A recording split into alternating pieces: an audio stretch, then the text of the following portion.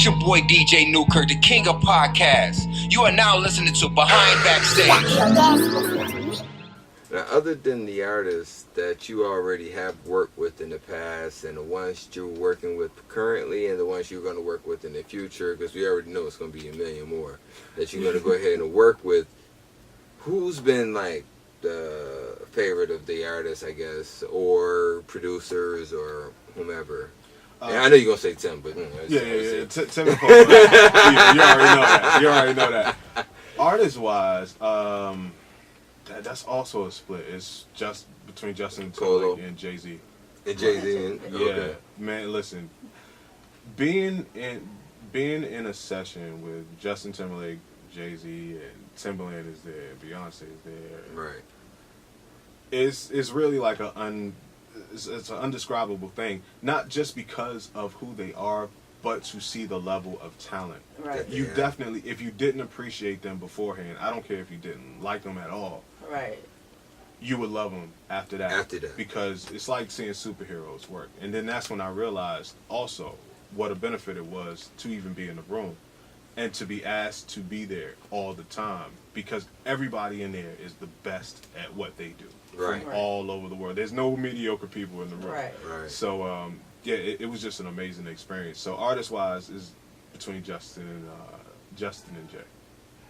Now, I could understand what you're saying because I was on stage. I mean, this is what made me, and I done said this on the podcast before, but this is what made me really actually love music, was being on stage with Jay-Z and DMX during Money Cash Hoes. Oh, yeah. And I mean, prime time. the hypeness, and then you got these two major artists on the Hard Knock Life tour that just, they just killed it, and not even looking, I mean, the audience itself, the way you feel, the adrenaline rush, you know what I'm saying? I was just like, yo, I gotta be a part of this. You know what I'm saying? I mean, that's the way I feel. It's like, I gotta be a part of this. I gotta find out how I'm gonna do it, but it's gonna happen somehow. You feel me? That's crazy. I was the opposite. That part of it, I didn't want. Yeah. Yeah, like, you could hear me all day, but if you're like, oh, you want to come on stage? Nah, I'm good. I'm gonna sit back here and, I'm gonna just listen to what we're doing. But yeah, it's just something about it. Once you get a certain feeling, you know when you're supposed to be there, and you know when it's that thing that you're supposed to be doing in life. Do you see yourself being like a music supervisor over any of these shows that you hear out? Potentially, yeah. Mm-hmm. I'm open to anything that's progress and is rooted in music. Because I could say no because it's not really on my agenda right now, but I didn't know I'd be a sound designer either. I didn't know I'd be programming computer code and stuff like that either. These are all just byproducts of doing what I was always doing and trying to be better and better every day at it. So one day I may be a music supervisor over a show because that call can very well come through at any time. Yeah. Or movie. Or movie, yeah. Yeah, even better. I mean, with you, with the machine itself, and from the MPC to turn into the machine, do you miss the MPC? No, I don't miss it because, number one, I still have it. Yeah. Okay. Well, I still have the same one. I don't have it. Right. But, so I still use all the stuff I used to use back in the day and all the new stuff, too, at the same time. So, yeah, I never did that, really graduate to a different piece of equipment. I never graduate from equipment. I just get more equipment. Like, if there was only one piece of equipment that you could have and that you could use, that, what would it be? Ableton Push. Ableton Push. Yep.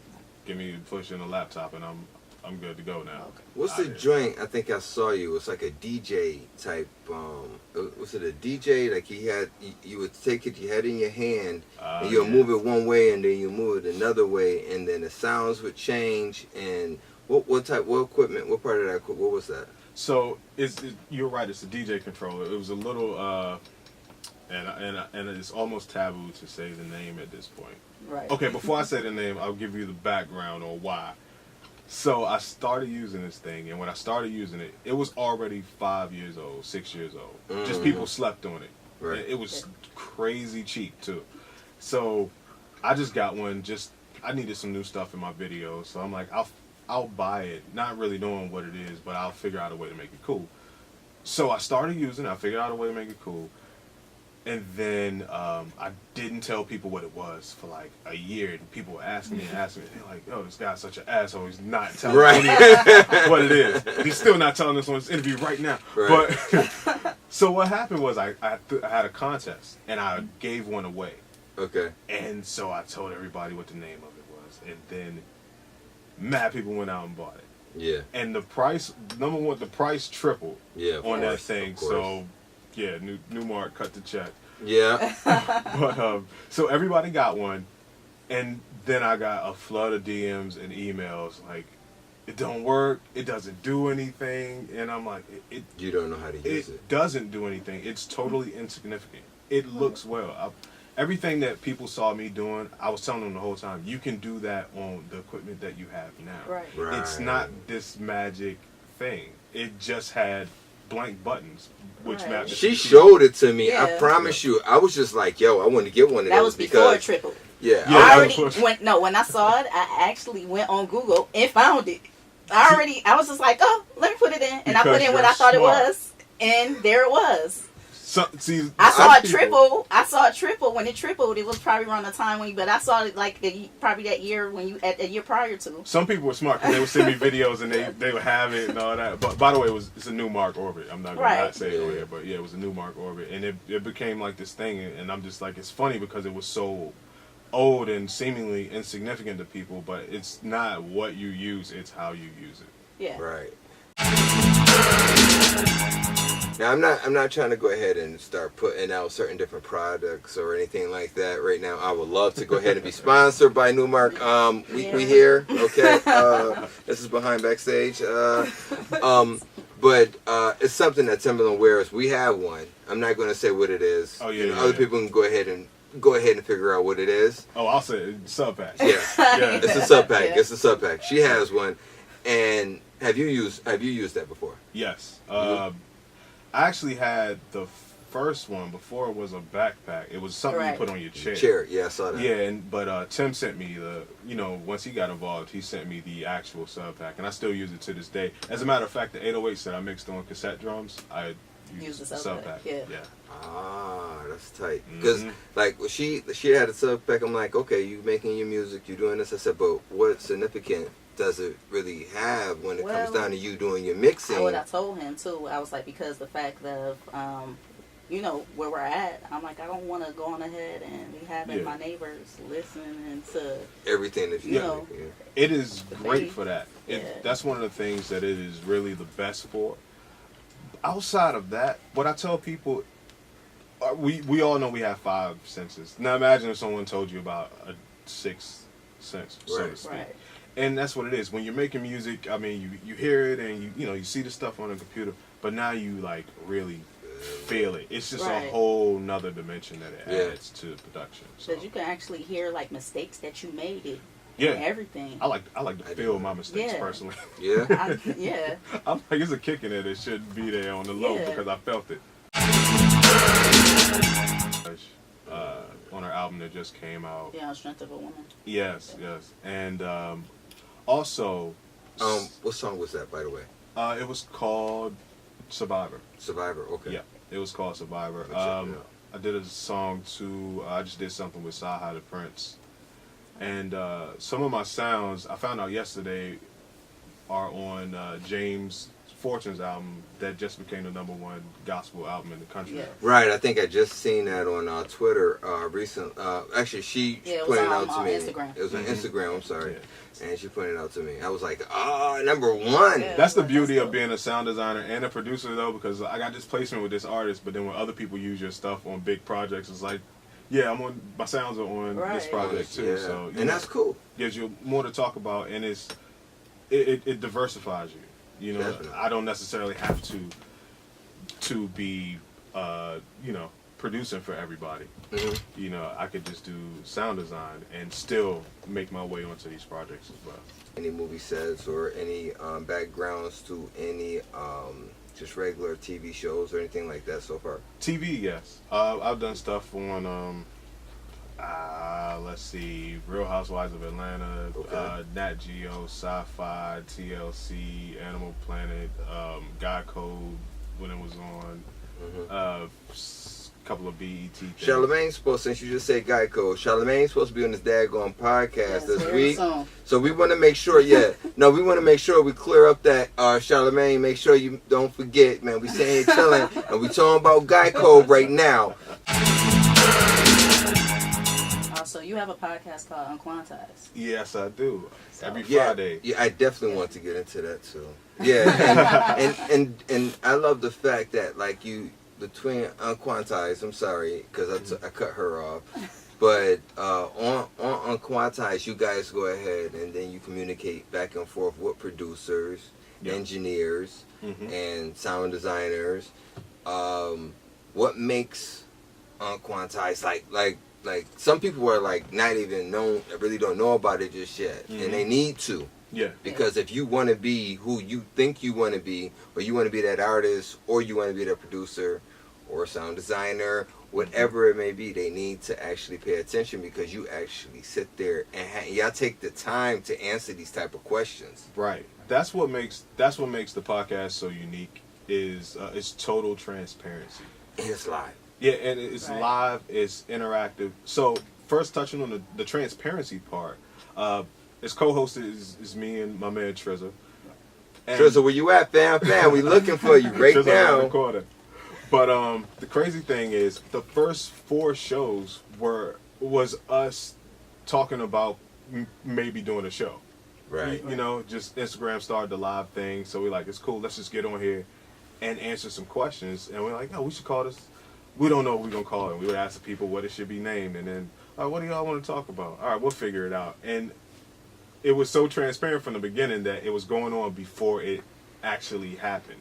Wow. Yes, and then it just became what it became, and everybody watched it become, like, literally in real time. And we would sit in the beginning. We can't do it now because we're busy, but we would sit from like 4 p.m. on a Friday to 11:30 p.m., 12 a.m. at night. And just answer all the questions that anybody wanted to ask. Cause she would pick me up like on some real stuff. She'll pick me up. I'll be at work, whatever, and she'll go ahead. She'll pick me up, and then I'm listening to. I'm like, what is this? And then she'll hand me the phone.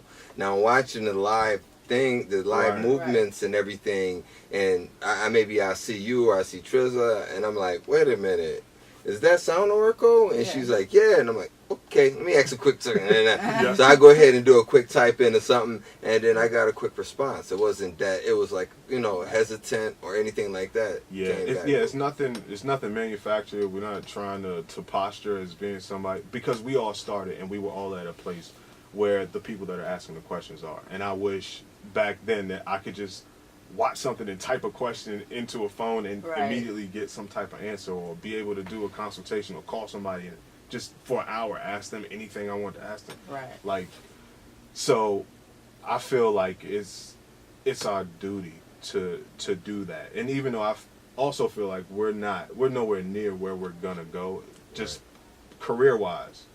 I got a long way to go, but I don't have to wait till I get to the top to start interacting and help bring people up. Yeah.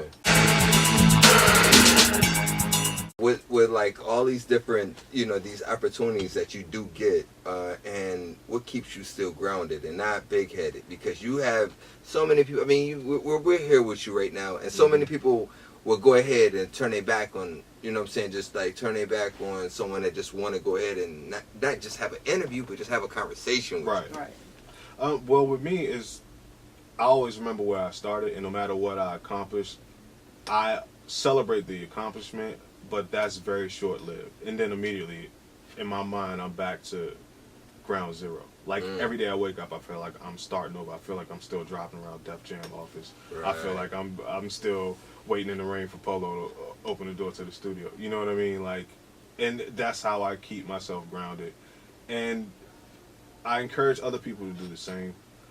It's good. It's great to have confidence, but you just don't lose your older self, because that's the person that got you here. Something about what you used to be got you to where you are. Don't totally abandon the ideas. And I wake up every day and I do things to impress the 16-year-old me. At the end of the day, what keeps you motivated? And also, what would you tell other artists and producers that want to make it, what would you tell them what they need to do? First of all, the thing that keeps me motivated, there are several things. One of the main things is challenges. I learned to appreciate challenges and appreciate struggle. Anytime people come across something that's uncomfortable to them, it's just that it's uncomfortable, and your mind says to avoid it. Right. And I was like that for years. It's not till I started embracing challenges, embracing obstacles, and most of the time that came just in the form of doing something I've never done before, or doing something bigger than I've ever done it before. And then you realize you fail a lot, Yeah. which is not the desired outcome, but after a while, a very short period of time, you become desensitized to the failure. Then you become more of a risk taker. And then it just becomes your natural progression. You don't even realize you're taking risks or overcoming challenges when you're just doing your thing, because, you know, it takes 21 days to build a habit. So it just becomes a habit. So that's what keeps me motivated. The thing that I would tell other producers or sound designers or people that want to come up, one of the main things, and it's really been heavy on my mind lately, is that people ask questions. What should I do? What should I get? How should I be?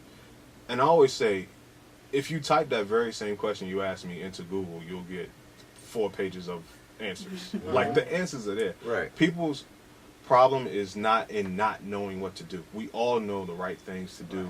And if we don't, you could type them and they quickly come up. People's problem is in discipline and execution. Right.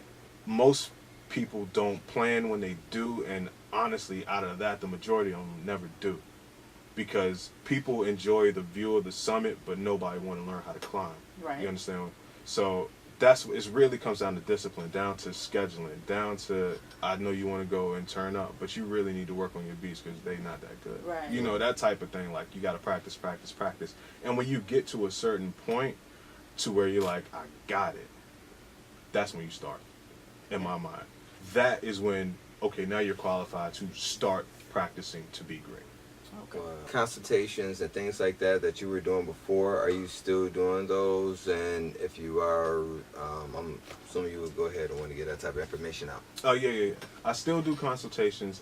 I do them when I can. My Right. schedule is it's a little packed up, but I still try to get them in. And what you can do is just go to my site, soundoracle.net, and you'll see producer consultations.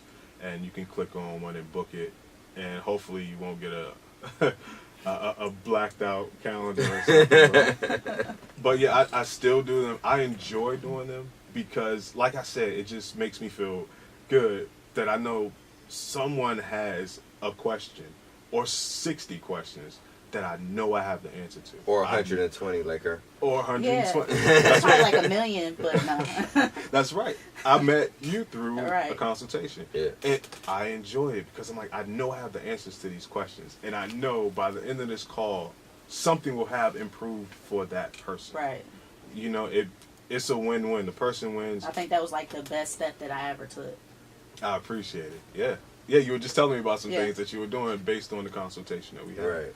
So yeah, it's just about giving back, and it's something about helping people. When you go about this in a selfish way, it becomes very unfulfilling very fast.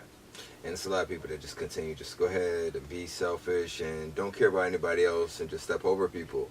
But again, when you get back, of course, you're going to actually feel good about it yourself. And you're going to get it back.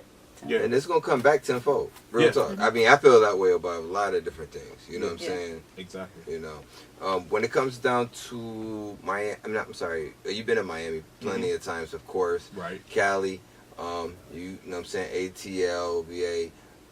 What's your favorite place actually to be to make music right now? Atlanta.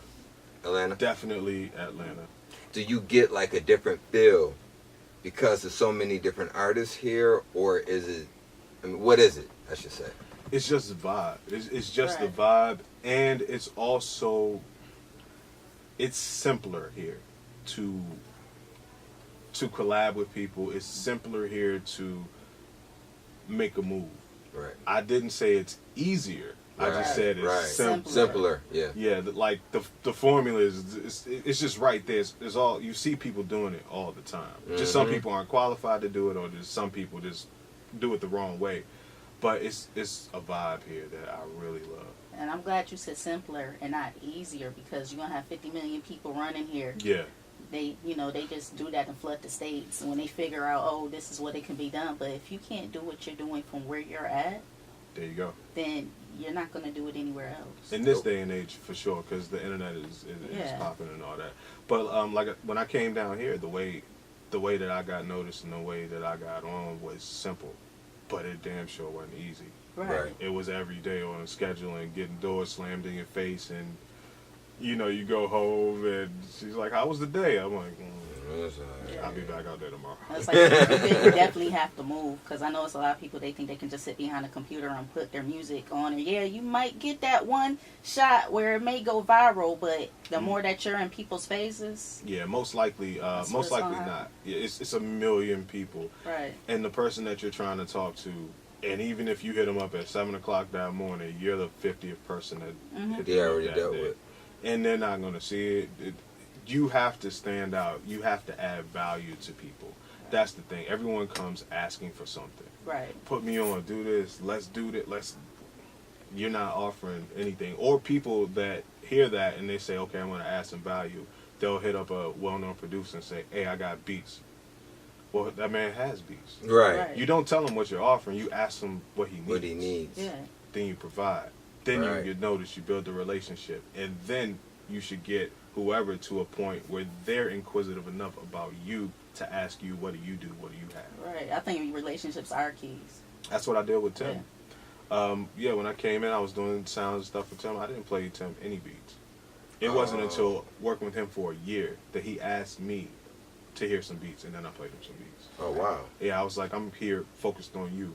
It's about, you're already great, but it's about making it even better. Right. You know what I mean? So that whole time, it was never about me.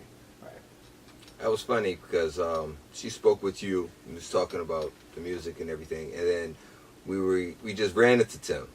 And then as soon as we talked to Tim was like, and she was like, yeah, we just talked to Sound Oracle, and he's like, yeah, that's my guy. You already know how to get in touch with me then. You already know. He said, yo, you know exactly who to talk to then. If you can go ahead and talk to him, you can get at me. Yeah. But he said, it's got to be, it's got to be worth it. It's got to be the right music. You got to make sure you on point.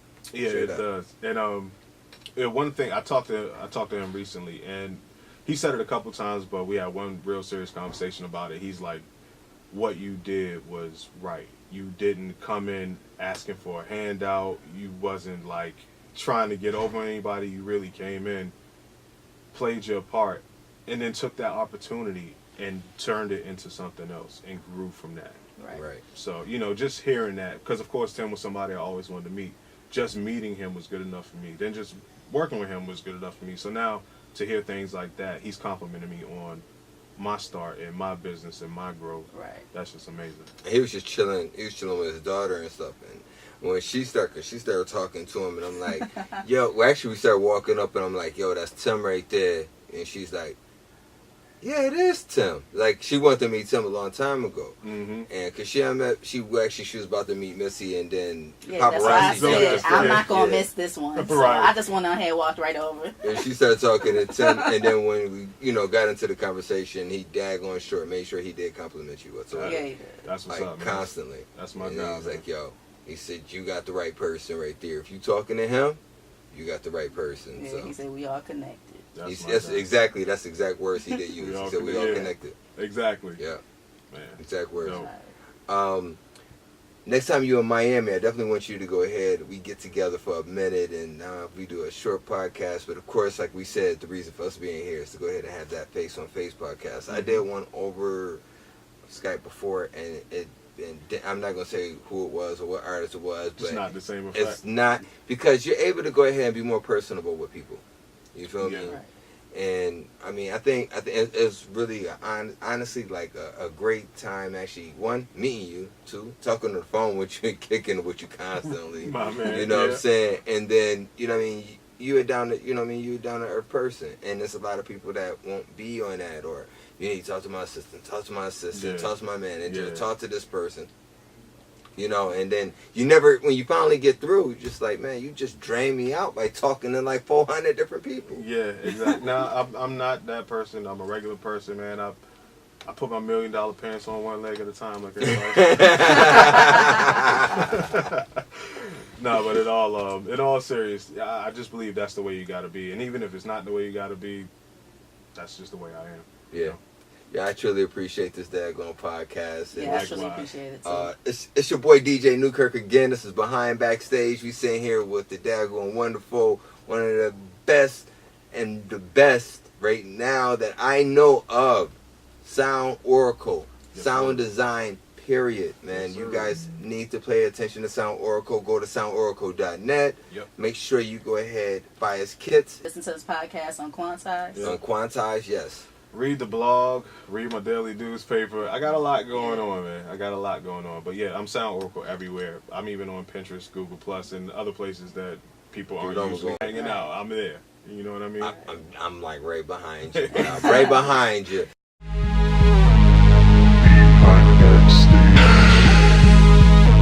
You got the audacity to